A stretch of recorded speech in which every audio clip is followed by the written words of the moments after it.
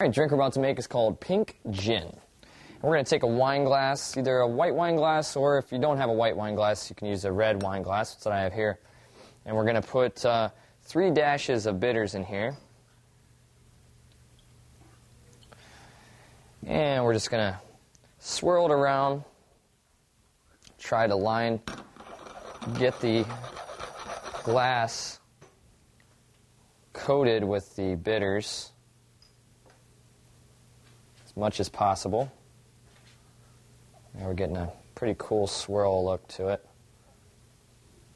And if you have any excess, dump it out. But if you don't, then just go ahead and start pouring in 2 ounces of gin.